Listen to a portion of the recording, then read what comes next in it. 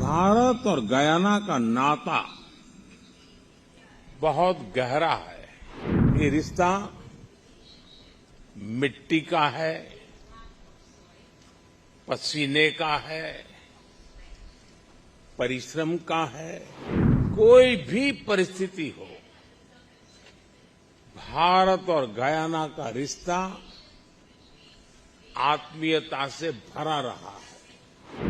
मुझे गयाना की विरासत को, यहां के इतिहास को जानना था। भारत और गयाना ने एक जैसी गुलामी देखी, एक जैसा संघर्ष देखा, और आज हम दोनों ही देश दुनिया में डेमोक्रेसी को मजबूत कर रहे हैं। Honourable leader of the opposition, honourable ministers, members of the parliament, honorable the chancellor of the judiciary, अन्य महानुभाव, देवी और सज्जनों, गयाना की इस ऐतिहासिक पार्लियामेंट में आप सभी ने मुझे अपने बीच आने के लिए निमंत्रित किया। मैं आपका बहुत बहुत आभारी हूं। कल ही गयाना ने मुझे अपना सर्वोच्च सम्मान दिया है। मैं इस सम्मान के लिए आप सभी का, गयाना के हर नागरिक का हृदय से आभार व्यक्त करता हूं। गयाना का हर नागरिक मेरे लिए स्टार बाई है। यहां के सभी नागरिकों को बहुत बहुत धन्यवाद। ये सम्मान मैं भारत के प्रत्येक नागरिक को समर्पित करता हूं। साथियों, भारत और गयाना का नाता बहुत गहरा है। ये रिश्ता मिट्टी का है, पसीने का है, परिश्रम का है। करीब 180 साल पहले किसी भारतीय का पहली बार गयाना की धरती पर कदम पड़ा था।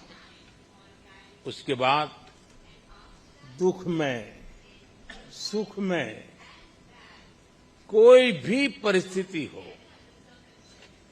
भारत और गयाना का रिश्ता आत्मीयता से भरा रहा है। इंडिया अराइवल मॉन्यूमेंट इसी आत्मीय जुड़ाव का प्रतीक है। अब से कुछ देर बाद मैं वहां भी जाने वाला हूं। साथियों, आज मैं भारत के प्रधानमंत्री के रूप में आपके बीच हूं, लेकिन 24 साल पहले एक जिज्ञासु के रूप में मुझे इस खूबसूरत देश में आने का अवसर मिला था। आमतौर पर लोग ऐसे देशों में जाना पसंद करते हैं जहां तामझाम हो, चकाचौंध हो, लेकिन मुझे गयाना की विरासत को, यहां के इतिहास को जानना था, समझना था। आज भी गयाना में कई लोग मिल जाएंगे जिन्हें मुझसे हुई मुलाकातें याद होगी। मेरी तब की यात्रा, उस यात्रा से बहुत सी यादें जुड़ी हुई है। यहां क्रिकेट का पैशन, यहां का गीत संगीत, और जो बात मैं कभी नहीं भूल सकता और वो है चटनी। चटनी भारत की हो या फिर गयाना की, वाकई कमाल की होती है। साथियों, बहुत कम ऐसा होता है जब आप किसी दूसरे देश में जाएं और वहां का इतिहास आपको अपने देश के इतिहास जैसा लगे। पिछले 200-250 साल में भारत और गयाना ने एक जैसी गुलामी देखी, एक जैसा संघर्ष देखा। दोनों ही देशों में गुलामी से मुक्ति की एक जैसी ही छटपटाहट भी थी। आजादी की लड़ाई में यहां भी और वहां भी कितने ही लोगों ने अपना जीवन समर्पित कर दिया। यहां गांधी जी के करीबी C.F. एंड्रूज हो, ईस्ट इंडियन एसोसिएशन के अध्यक्ष जंग बहादुर सिंह हो, सभी ने गुलामी से मुक्ति की इस लड़ाई मिलकर लड़ी और आजादी पाई। और आज हम दोनों ही देश दुनिया में डेमोक्रेसी को मजबूत कर रहे हैं। इसलिए आज गयाना की संसद में मैं आप सभी का 140 करोड़ भारतवासियों की तरफ से अभिनंदन करता हूं। मैं गयाना संसद के हर प्रतिनिधि को बहुत बहुत बधाई देता हूं। गयाना में डेमोक्रेसी को मजबूत करने के लिए आपका हर प्रयास दुनिया के विकास को मजबूत कर रहा है। साथियों, डेमोक्रेसी को मजबूत बनाने के प्रयासों के बीच हमें आज वैश्विक परिस्थितियों पर भी लगातार नजर रखनी है। जब भारत और गयाना आजाद हुए थे तो दुनिया के सामने अलग तरह की चुनौतियां थी। आज 21वीं सदी की दुनिया के सामने जो चुनौतियां हैं वो पूरी तरह अलग है। दूसरे विश्व युद्ध के बाद बनी व्यवस्थाएं और संस्थाएं ध्वस्त हो रही हैं। कोरोना के बाद जहां एक नए वर्ल्ड ऑर्डर की तरफ बढ़ना था, दुनिया दूसरी ही चीजों में उलझ गई।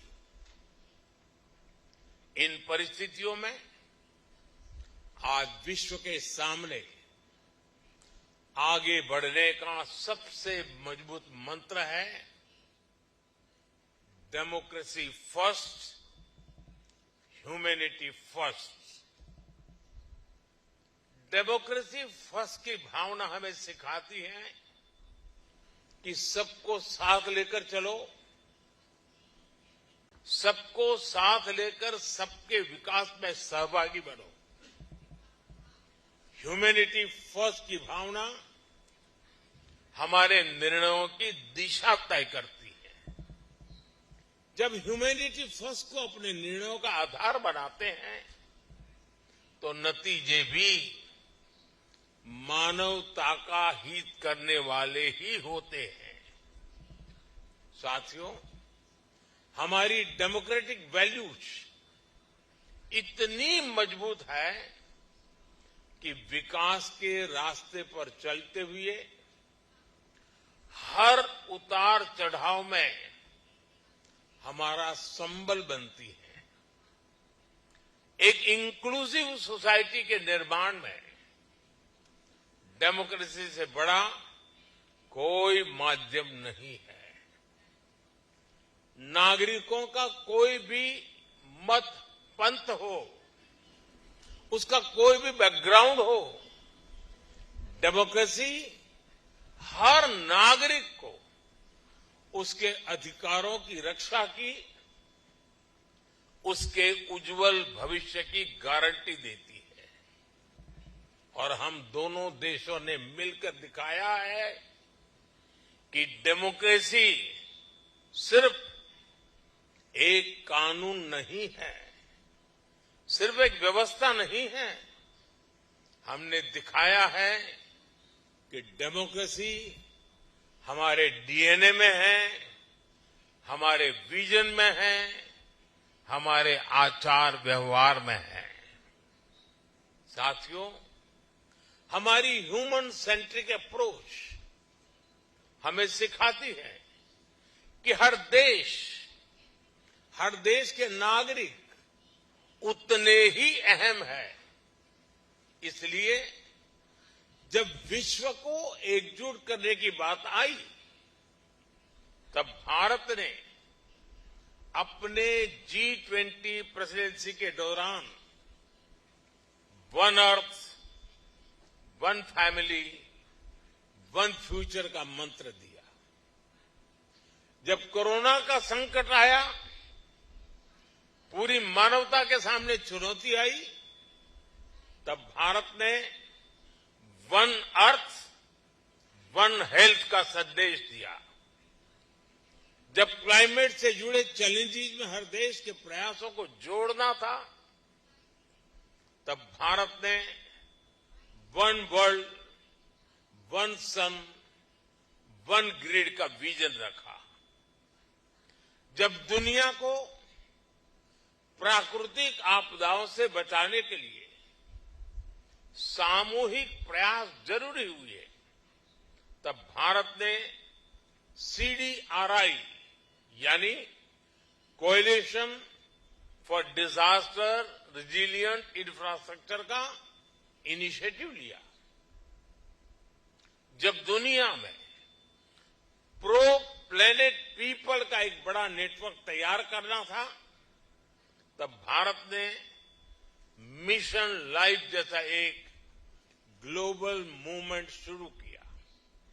साथियों, डेमोक्रेसी फर्स्ट, ह्यूमैनिटी फर्स्ट की इसी भावना पर चलते हुए आज भारत विश्व बंधु के रूप में विश्व के प्रति अपने कर्तव्य निभा रहा है।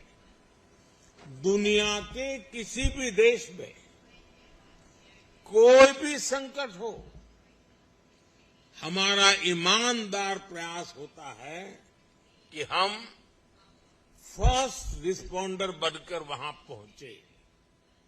आपने कोरोना का वो दौर देखा है जब हर देश अपने अपने बचाव में ही जुटा था।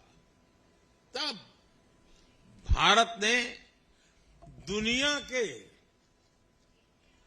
150 से अधिक देशों के साथ दवाएं और वैक्सीन शेयर की।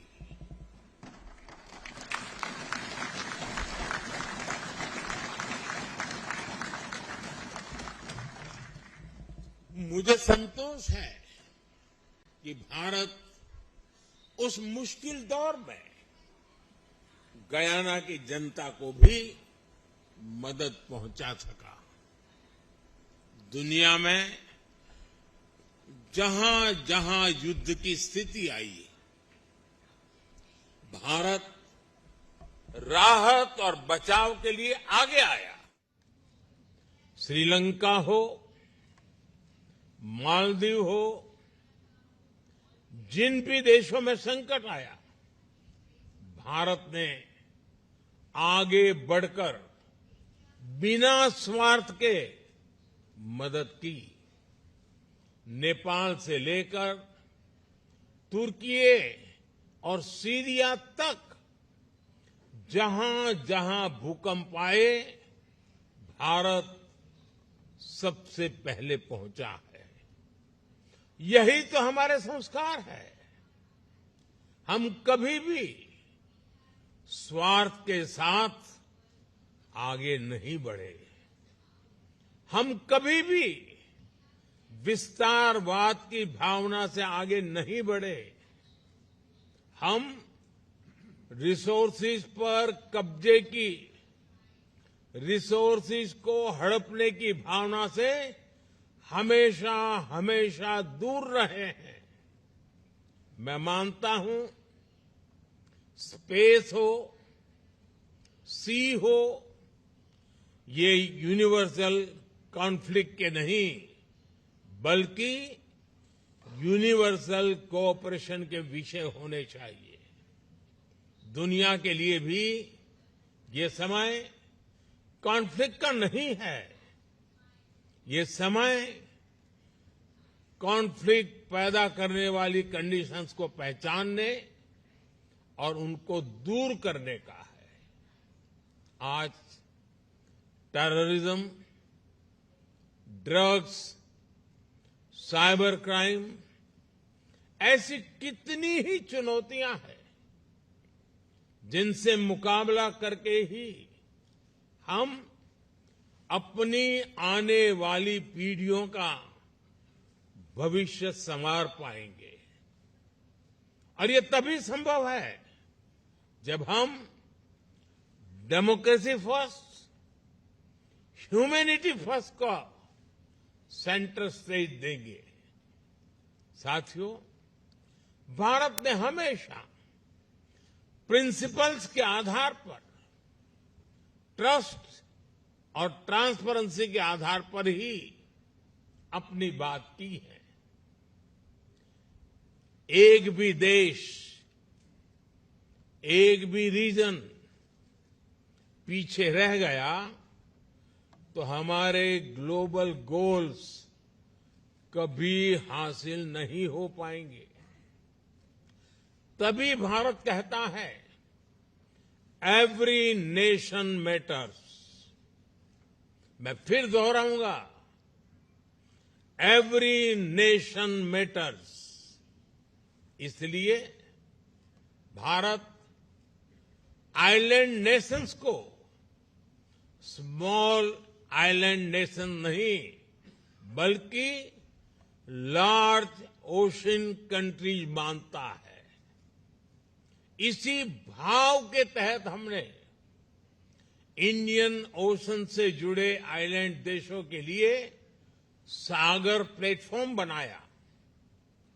हमने पैसिफिक ओशन के देशों को जोड़ने के लिए भी विशेष फोरम बनाया है।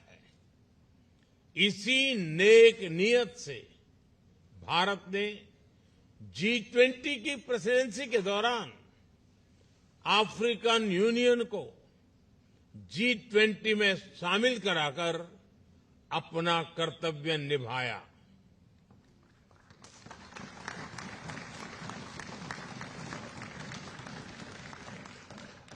साथियों, आज भारत हर तरह से वैश्विक विकास के पक्ष में खड़ा है, शांति के पक्ष में खड़ा है। इसी भावना के साथ आज भारत ग्लोबल साउथ की भी आवाज बना है। भारत का मत है कि ग्लोबल साउथ ने अतीत में बहुत कुछ भुगता है। हमने अतीत में अपने स्वभाव और संस्कारों के मुताबिक प्रकृति को सुरक्षित रखते हुए प्रगति करने का प्रयास किया है, लेकिन कई देशों ने एनवायरनमेंट को नुकसान पहुंचाते हुए अपना विकास किया। आज क्लाइमेट चेंज की सबसे बड़ी कीमत ग्लोबल साउथ के देशों को चुकानी पड़ रही है। इस असंतुलन से दुनिया को निकालना बहुत आवश्यक है। साथियों, भारत हो, गयाना हो, हमारी भी विकास की आकांक्षाएं हैं। हमारे सामने अपने लोगों के लिए बेहतर जीवन देने के सपने हैं। इसके लिए ग्लोबल साउथ की एकजुट आवाज बहुत ही जरूरी है। ये समय ग्लोबल साउथ के देशों की अवेकनिंग का समय है। ये समय हमें एक अपॉर्चुनिटी दे रहा है कि हम एक साथ मिलकर एक नया ग्लोबल ऑर्डर बनाएं। और मैं इसमें गयाना की आप सभी जनप्रतिनिधियों की भी बहुत बड़ी भूमिका देख रहा हूं। साथियों, यहां अनेक विमेन मेंबर्स मौजूद हैं। दुनिया के फ्यूचर ग्रोथ को प्रभावित करने वाला एक बहुत बड़ा फैक्टर दुनिया की आधी आबादी है। बीती सदियों में महिलाओं को ग्लोबल ग्रोथ में कंट्रीब्यूट करने का पूरा मौका नहीं मिल पाया। इसके कई कारण रहे हैं। ये किसी एक देश की नहीं, सिर्फ ग्लोबल साउथ की नहीं, बल्कि ये पूरी दुनिया की कहानी है। लेकिन 21वीं सेंचुरी में ग्लोबल प्रॉस्पेरिटी सुनिश्चित करने में महिलाओं की बहुत बड़ी भूमिका होने वाली है। इसलिए अपनी G20 प्रेसिडेंसी के दौरान भारत ने विमेन लेड डेवलपमेंट को एक बड़ा एजेंडा बनाया था। साथियों, भारत में हमने हर सेक्टर में, हर स्तर पर लीडरशिप की भूमिका देने का एक बड़ा अभियान चलाया है। भारत में हर सेक्टर में आज महिलाएं आगे आ रही है। पूरी दुनिया में जितने पायलट्स हैं, उनमें से सिर्फ 5% महिलाएं हैं। जबकि भारत में जितने पायलट्स हैं, उनमें से 15% महिलाएं हैं।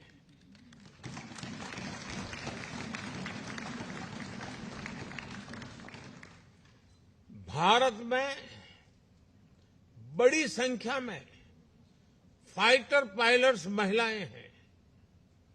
दुनिया के विकसित देशों में भी साइंस, टेक्नोलॉजी, इंजीनियरिंग, मैथ्स यानी स्टेम ग्रेजुएट्स में 35% ही विमेन है। भारत में ये संख्या 40% से भी ऊपर पहुंच चुकी है। आज भारत के बड़े बड़े स्पेस मिशन की कमान महिला वैज्ञानिक संभाल रही है।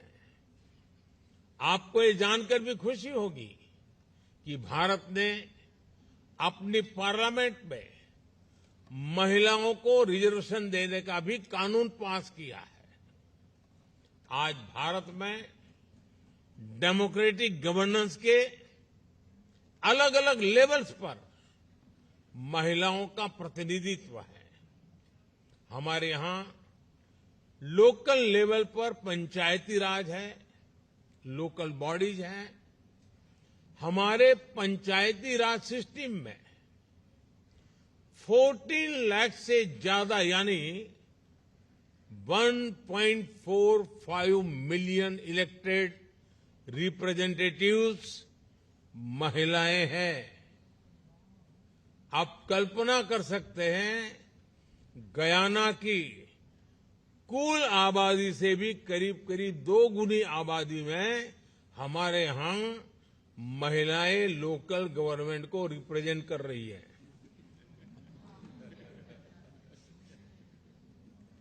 साथियों, गयाना लैटिन अमेरिका के विशाल महाद्वीप का गेटवे है। आप भारत और इस विशाल महाद्वीप के बीच अवसरों और संभावनाओं का एक ब्रिज बन सकते हैं। हम एक साथ मिलकर भारत और कैरिकॉम के पार्टनरशिप को और बेहतर बना सकते हैं। कल ही गयाना में इंडिया कैरिकॉम समिट का आयोजन हुआ है। हमने अपने साझेदारी के हर पहलू को और मजबूत करने का फैसला लिया है। साथियों, गयाना के विकास के लिए भी भारत हर संभव सहयोग दे रहा है। यहां के इंफ्रास्ट्रक्चर में निवेश हो, यहां की कैपेसिटी बिल्डिंग में निवेश हो, भारत और गयाना मिलकर काम कर रहे हैं। भारत द्वारा दी गई फेरी हो, एयरक्राफ्ट हो, ये आज गयाना के बहुत काम आ रहे हैं।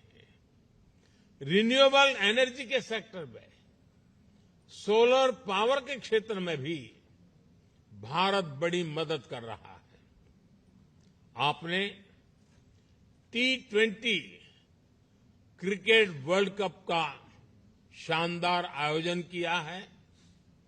भारत को खुशी है कि स्टेडियम के निर्माण में हम भी सहयोग दे पाए। साथियों, डेवलपमेंट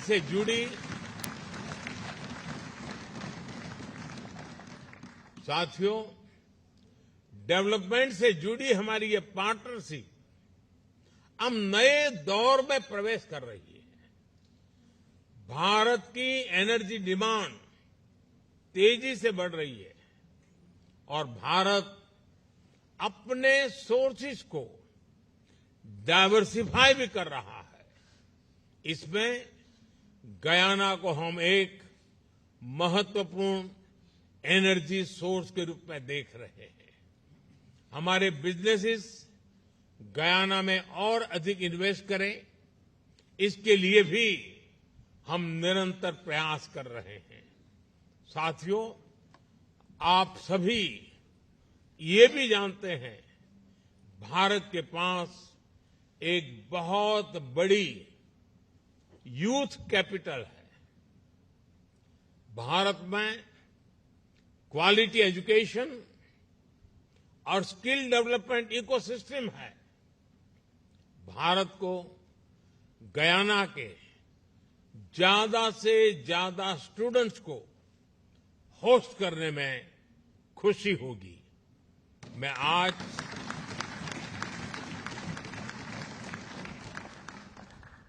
गयाना की संसद के माध्यम से गयाना के युवाओं को भारतीय इनोवेटर्स और वैज्ञानिकों के साथ मिलकर काम करने के लिए भी आमंत्रित करता हूं। Collaborate globally and act locally.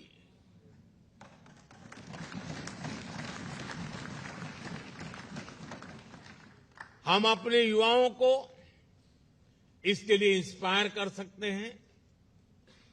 हम क्रिएटिव कोलैबोरेशन के जरिए ग्लोबल चैलेंजेस के सॉल्यूशन ढूंढ सकते हैं।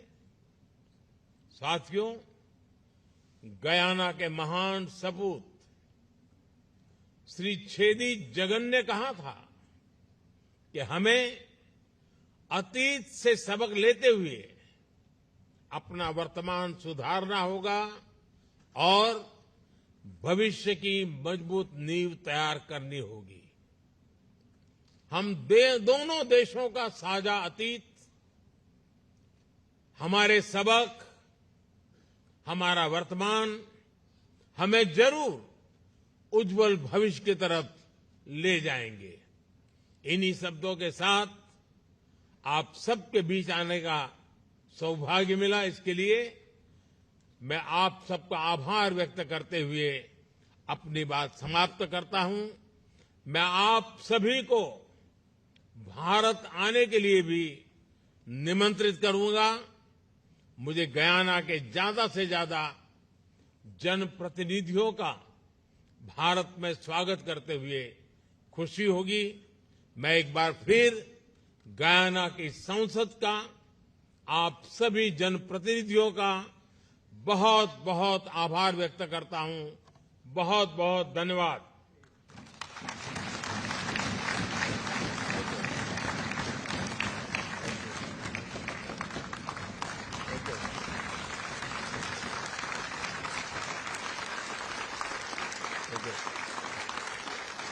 Thank you.